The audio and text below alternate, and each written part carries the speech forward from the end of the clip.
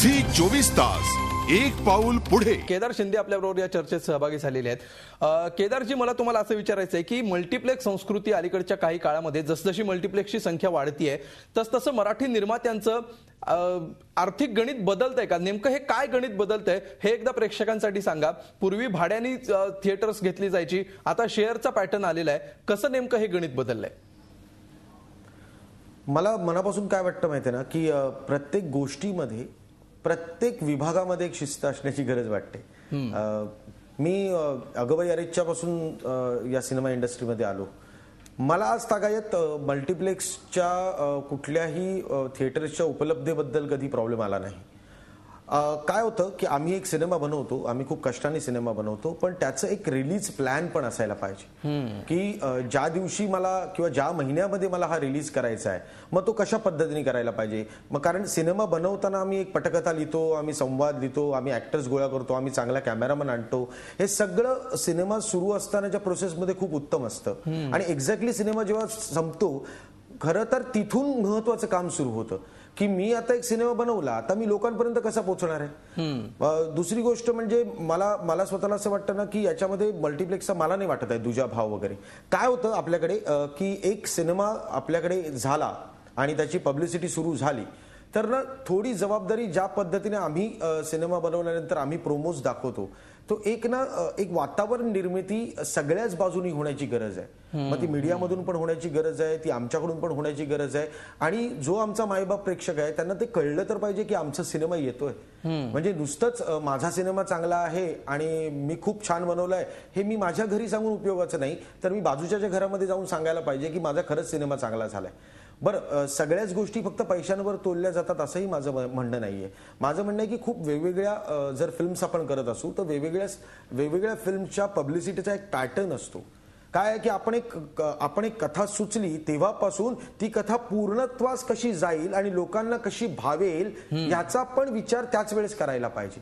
हे एक शिस्त आहे या सगळ्या गोष्टींना.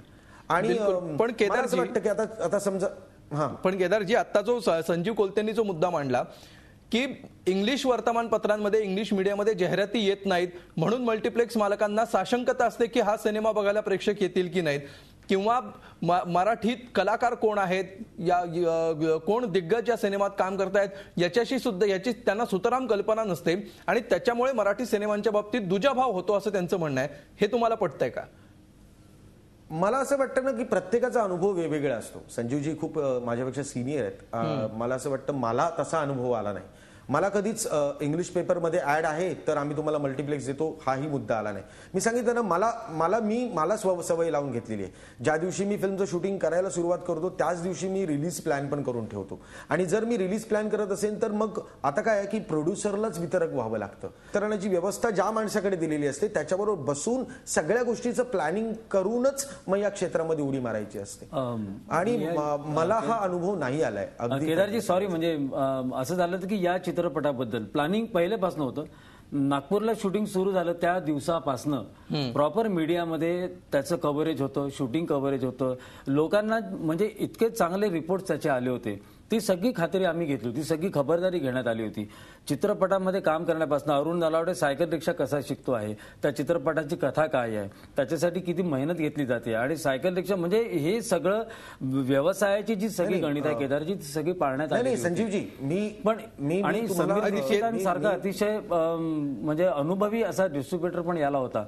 पण जेव्हा असं होतं ना की हिंदी मोठे सिनेमे येतात आहे, औरंगजेब आणि अमुक तमुक, त्या म्हणून तुम्हाला मल्टिप्लेक्स देऊ शकत नाही असं कारण सांगण्यात आलेलं आहे. त्याच्यामुळे एक पण मल्टिप्लेक्स मिळू नये. मला वाटतं शिंदे साहेब ही थोडीशी शोकांतिका आहे. आपण पण मला तुमची भावना आणि तुमचा जो विचार आहे तो मला कळतोय, मला पटतोय. एक दिग्दर्शक म्हणजे असं आहे की असं आहे की मुंबईमध्ये एकच आम्हाला थिएटर मिळालं. त्यांचं उत्तर आपण पूर्ण ऐकून भारत मला पूर्णपणे भावना आहे संजीवजी. तुमचा जो आता त्रागा होत असेल, तुम्ही जो विचार करत असाल की मी एक कलाकृती बनवली आणि आता ती लोकांपर्यंत जर नीट पोहोचत नसेल, मी जे उदाहरण दिलं मला स्वतःला असं वाटतं की मी माझ्यासाठी हे उदाहरण दिलं. मी माझ्या कामाची जी पद्धत आहे त्याबद्दल मी, कारण मला प्रशांतनी जो प्रश्न विचारला प्रशांतजींनी, तो कशा पद्धतीने करायला हवं ही एक संकल्पना माझ्या डोक्यातली आहे, ती मी मांडण्याचा प्रयत्न नाही, बिलकुल. हा अगदी केदारजी, तुम्ही तुमचा वैयक्तिक अनुभव सांगितला आणि अनेक कदाचित निर्मात्यांचा अनुभव हा व्यक्तिपरत्वे, त्या वेळची परिस्थिती, त्या वेळच्या घटना, रिलीज होणारे सिनेमे, कुठल्या सिनेमांचं आव्हान आहे, या सगळ्या गोष्टीवर तो अनुभव निश्चितपणे बदलत असेल. प्रत्येकाचा अनुभव वेगळा असेल. तुम्हाला एक छोटंसं उदाहरण देतो त्याच्यातलं छोटंसं उदाहरण देतो. म्हणजे मी ज्या दिवशी माझा नवीन सिनेमा खो खो रिलीज करण्याचा प्लॅन केला होता, तेव्हा माझ्या मते आम्ही जेव्हा शूटिंग केलं तेव्हा आम्ही ठरवलं होतं की मे महिन्याच्या शेवटच्या आठवड्यामध्ये यायचं. आपण काय करू, आपण 24 मेला आपण रिलीज करू, असं माझा प्लॅन कन्फर्म झाला होता.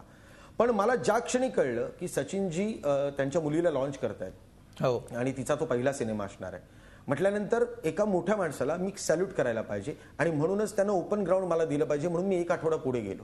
हे बघा, माझं म्हणणं काय माहिती ना, की एक सामंजस्याची भूमिका सगळ्याच पद्धतीने आमच्याही निर्मात्यांमध्ये जर असेल, म्हणजे प्रॅक्टिकल गोष्टी आहेत, त्या प्रॅक्टिकल गोष्टी तुम्ही समजून घ्यायला पाहिजेत, म्हणजे दोघांचीही अडचण होणार नाही आणि याच्यातून कसा मार्ग काढता येईल याची सोय करणं हे प्रत्येक निर्मात्याचं वैयक्तिक काम आहे, असं तुमचं मत आहे. नाही, मराठी माणूस यांच्या एकमेकांची भावना अतिशय चांगल्या आहेत. मला ते नाही म्हणायचं. केदारजी त्यांनी एक उदाहरण सांगितलं, याच्याविषयी आपण बोलूयाच. मग ह्याच्यातून उपाय काय, ह्याच्यावर सुद्धा आपण येऊया. मल्टिप्लेक्सची सुलतानी याविषयी आपण चर्चा करतो आहोत. मराठी सिनेमा आणि मल्टिप्लेक्सचं सूत कधी जुळणार, कसं जुळवायचं याविषयी आपण चर्चा करतो आहोत. विजय चव्हाणांकडे आपण जाऊया. विजयजी, मला आठवतंय की ज्यावेळी हिंदी चित्रपट आणि मल्टिप्लेक्स निर्मात्यांमध्ये वाद निर्माण होते, ज्यावेळी वाद निर्माण झाला होता, त्यावेळी मल्टिप्लेक्सचा एकही हिंदी सिनेमा लागलेला नव्हता. त्यावेळी सगळ्या मल्टिप्लेक्समध्ये मराठी सिनेमे लावले जात होते. त्यावेळी ज्यावेळी आपण चित्रपट बघायला जायचो, सिनेमे बघायला जायचो, त्यावेळी अक्षरशः त्या थिएटर्समध्ये पूर्णपणे असं सुनं वातावरण असायचं. तिथले सगळे खाण्यापिण्याचे स्टॉल्स बंद असायचे, तिथे साध्या बिस्लरीच्या बाटल्या सुद्धा मिळायच्या नाहीत. म्हणजे मराठी प्रेक्षक जणू काय खाऊ शकत नाही, तो अफोर्ड करू शकत नाही, कोल्ड्रिंक सुद्धा तो विकत घेऊ शकत नाही, अशी एक जी काही मानसिकता झाली आहे, ती याला किती कारणीभूत आहे या परिस्थितीला, असं तुम्हाला वाटतं? नाही, मला असं वाटत नाही. कारण आमच्या नाटकाच्या इकडे सुद्धा बिस्लरीच्या बाटल्या, थंड खाणं पिणं भरपूर असतं. त्यामुळे मराठी प्रेक्षक घेणार नाही, ही अगदी चुकीचंच काहीतरी आहे. पण काय त्याला सगळं बदलत चाललं. आता पूर्वी ज्यावेळी ॲडच बदलत चालले. पूर्वी ज्यावेळी आमचे पिक्चर असायचे त्यावेळेला मुत्रीसमोर पोस्टर लावायचे. ते प्रोड्युसर असं डोक्यात असायचं की बाबा तो काय करेल, जास्त 2 मिनिटं कशी काढेल, तर पोस्टर वाचेल. आता कसं आलंय, गाणी असतात कानात, टेप असतो, मेसेज असतात.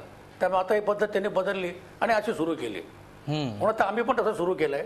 हिंदी सारखेच आम्ही 3-4 दिवस केदार, मी, भरत, सिद्धार्थ जाधव असेच फिरतो. काय ऍड नाही करतो ऍड. आता हिंदी सारखं तसं 3 दिवसात कमवून देतात ना, तसं कमवा बघू आम्हाला. आमचा पिक्चर खूप चांगला आहे, हे परत सांगतो. 31 मेला येतोय. मल्टिप्लेक्सला असू द्या, कुठे असू द्यात, तुमची गर्दी पाहिजे. हा मुद्दा बरोबर आहे. झी 24 तास, एक पाऊल पुढे.